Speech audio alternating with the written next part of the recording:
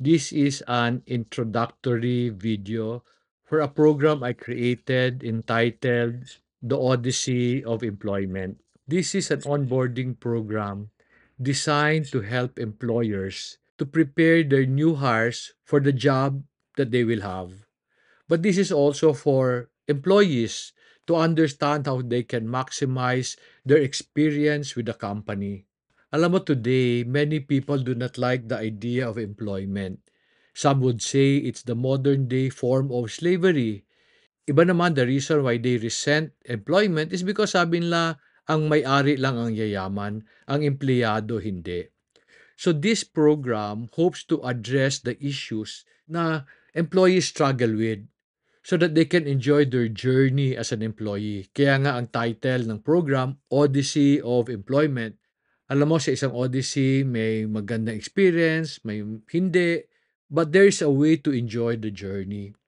So, merong 5 lesson ang program na to.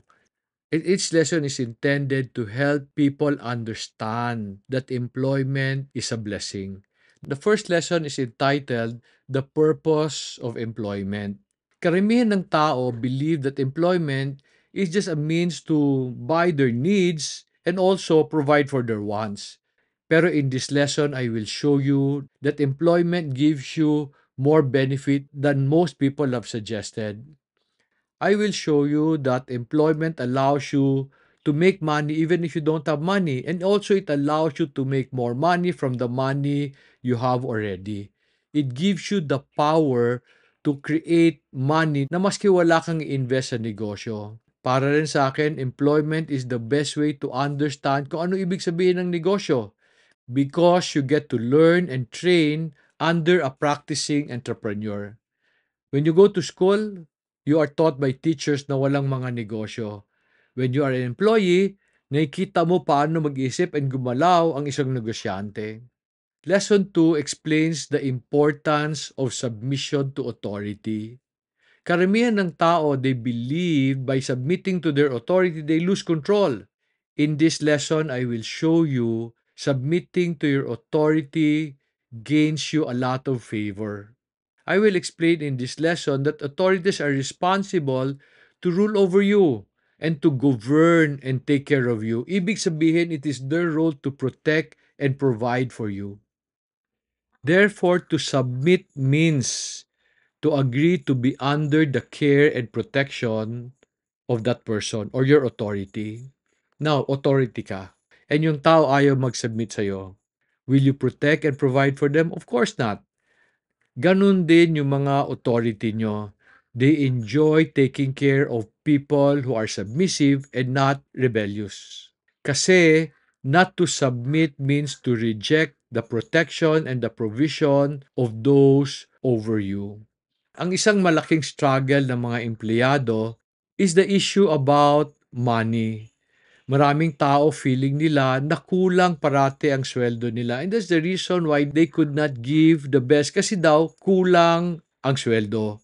And in this lesson, papakita ko sa iyo na walang kulang na sweldo kasi pinag-usapan yan. However, I will agree na kulang ang income kasi oftentimes malaki ang expenses. However, I discovered that the reason why often nagkukulang because employees have a wrong mindset. Whenever they receive their salary, ang tanong nila, paano ko ubusin?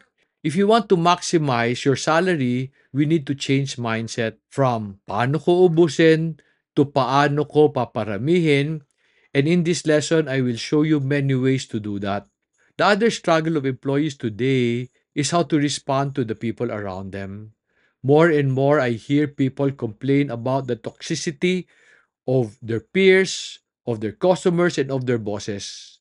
And this is brought about by the many conflicts that they encounter. Gusto ko explain sa inyo that conflicts are natural. They will always happen because you work with people with different preferences, different values, different backgrounds. So, parating may conflict. However, conflicts are neutral. Ibig sabihin, they are not necessarily bad. And the people around you are not necessarily toxic. If we just all learn to respect the function and the agenda of other people, conflict will make us stronger. Ano ang function and agenda? Explain ko to doon sa lesson itself. I will also explain to you that conflicts exposes your weaknesses and then give you a chance to be a better person. The last lesson will be about the key to being successful, whether an employee or an entrepreneur. In my study of the Bible, I discovered that God has planted a garden for each of us. Kaso that garden can take different forms. It could be a business, it could be at your employment, pero they were all given to give us a chance to create abundance. But in order to create abundance, we must develop a mindset like that of a farmer. A farmer will make his garden better than how he found it. And this attitude is something he nurtures every day. If you really want to become fruitful in the job that you have, you need to remember this. You will never be able to bear fruit unless you take root. You stay put. Well, sabi ko kanina that this is an onboarding program for new employees. Hindi siya limited sa new employees. Kasi this can also be used for tenured employees to really be on board to help the company achieve its vision, its mission, and all its aspiration. So if you decide to go through the odyssey of employment, sana mag-enjoy ka. Sana matuto ka how to use your employment to build a fruitful future. Pero kung matuto ka and natulungan ka, can you share the program with other people? Baka matulungan natin employer, matulungan din natin ang employees. So magandang salamat for deciding to go through that program and may God bless you.